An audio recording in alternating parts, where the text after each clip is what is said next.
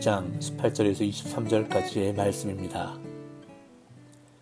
만군의 여호와의 말씀이 내게 임하여 이르시되 만군의 여호와가 이같이 말하노라. 넷째 달의 금식과 다섯째 달의 금식과 일곱째 달의 금식과 열째 달의 금식이 변하여 유다 족속에게 기쁨과 즐거움과 희락의 절기들이 되리니 오직 너희는 진리와 화평을 사랑할지니라. 만군의 여호와가 이와 같이 말하노라. 다시 여러 백성과 많은 성읍의 주민이 올 것이라. 이 성읍 주민이 저 성읍에 가서 이르기를 우리가 속히 가서 만군의 여호와를 찾고 여호와께 은혜를 구하자 하면 나도 가겠노라 하겠으며, 많은 백성과 강대한 나라들이 예루살렘으로 와서 만군의 여호와를 찾고 여호와께 은혜를 구하리라. 만군의 여호와가 이와 같이 말하노라. 그날에는 말이 다른 이방 백성 10명이 유다 사람 하나의 옷자락을 잡을 것이라.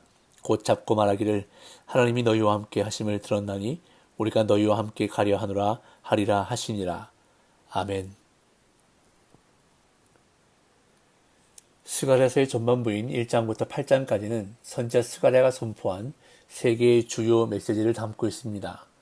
첫 번째 메시지는 1장 1절부터 6절까지로 유다 공동체 안에 진정한 회개가 필요함을 강조하고, 두 번째 메시지는 1장 7절부터 6장 15절까지로 유다 공동체의 밝은 미래를 예고합니다.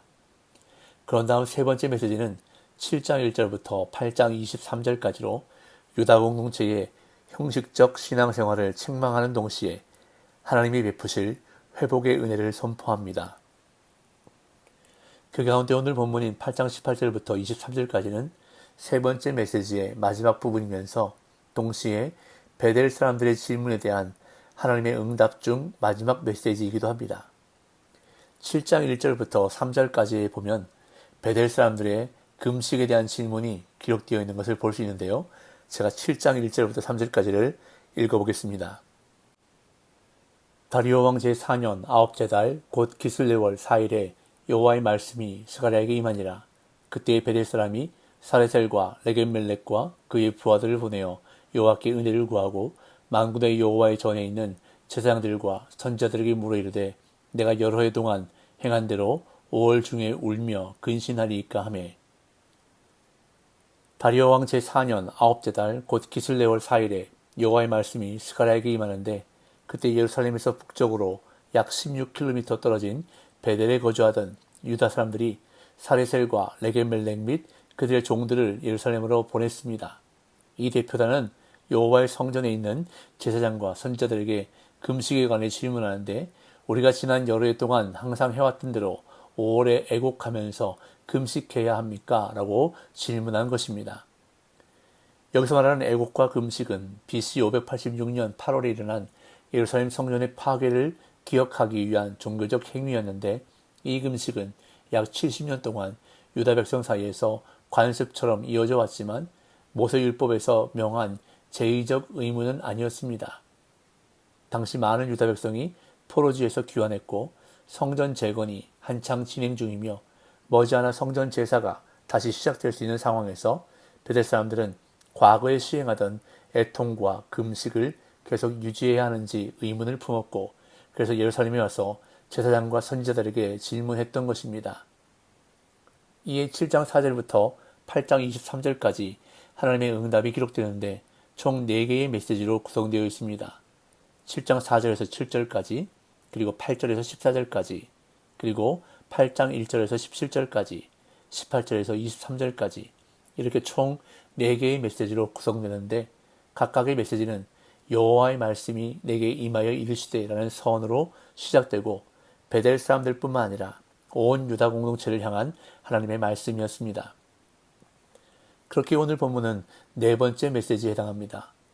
7장에서 하나님은 금식에 대한 질문에 이스라엘의 잘못된 사회 윤리를 지적하셨는데, 어제 본문 마지막 부분에서 다시 한번 이웃과 더불어 살아가는 공동체 윤리를 강조하셨습니다. 그러면서 금식에 대한 질문의 답을 이어가시는데, 백성이 사회 정의와 윤리를 잘 세워나가면 애통의 금식이 기쁨의 절기로 바뀔 것이라고 오늘 본문에서 말씀하십니다. 18절 19절입니다.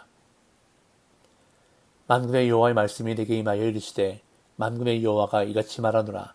넷째 달의 금식과 다섯째 달의 금식과 일곱째 달의 금식과 열째 달의 금식이 변하여 유다 족속에게 기쁨과 즐거움과 희락의 절기들이 되리니 오직 너희는 진리와 화평을 사랑할지니라.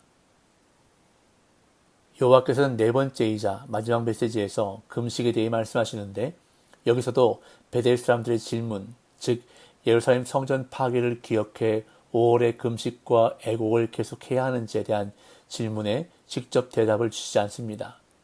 대신 여호와께서는 회복의 때에 유다 백성이 포로 생활 동안 지켜온 슬픔의 금식일들, 곧 넷째 달과 다섯째 달과 일곱째 달과 열째 달의 금식일들이 기쁨과 즐거움과 희락의 절기로 전환될 것이라고 약속하십니다. 여기서 언급하는 넷째 달의 금식은 예루살렘 성벽이 바벨론 군대에 의해 뚫린 사건을 기억하기 위한 것이었고, 다섯째 달의 금식은 앞서 베델 사람들이 질문한 금식일입니다.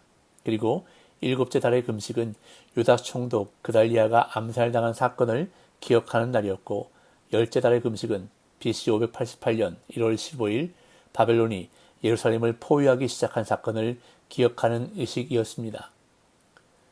하나님은 이러한 금식일들을 언급하시면서 유다 공동체가 회복의 은혜를 누리게 될 때 그들의 슬픔은 기쁨으로 바뀌고 과거의 아픔은 기억되지 않을 것이라고 약속하십니다.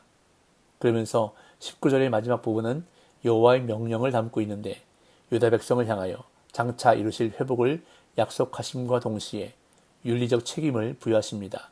기쁨과 즐거움이 넘치는 회복의 시대를 앞둔 유다 백성에게 진리와 평화를 사랑하는 삶을 살아가라고 명하십니다. 이어 여러 나라에서 수많은 사람이 예루살렘으로 올 것이라고 약속하십니다. 20절 만군의 여호와가 이와 같이 말하노라. 다시 여러 백성과 많은 성읍의 주민이 올 것이라.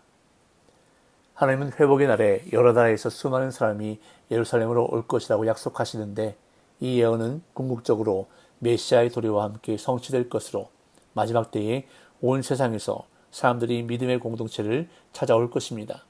이 하나님은 회복의 날에 언약 공동체 안에 일어날 일들을 묘사하십니다.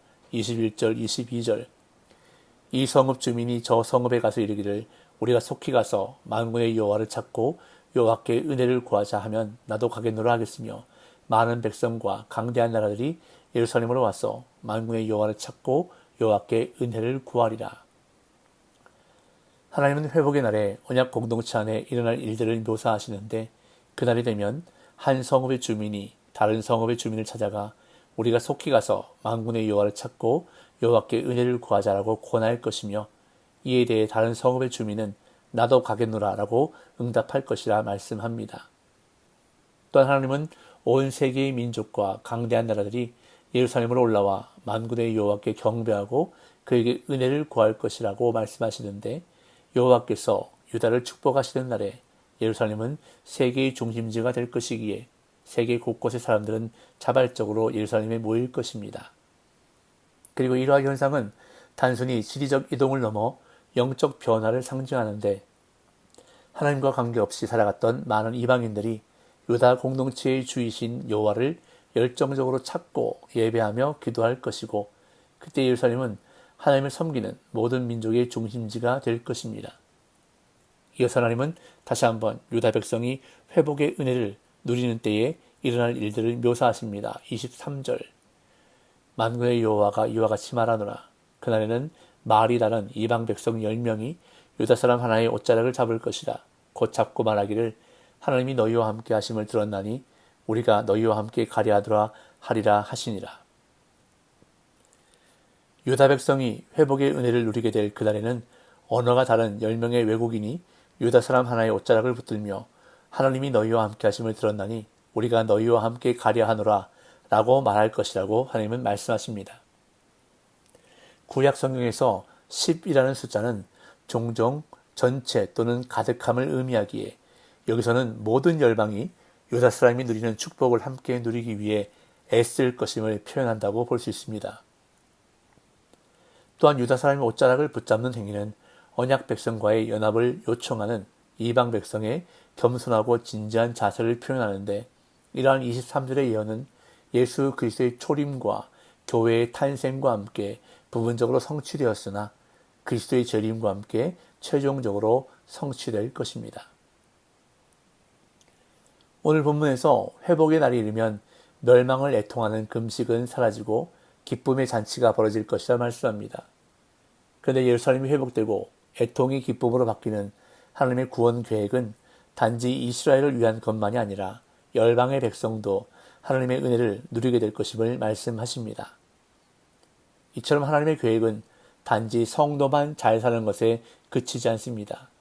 하나님이 이스라엘을 회복하시고 건지신 이유는 그 백성을 통해 하나님을 알지 못하는 나라들도 하나님의 은혜와 복에 동참하기를 바라셨기 때문입니다.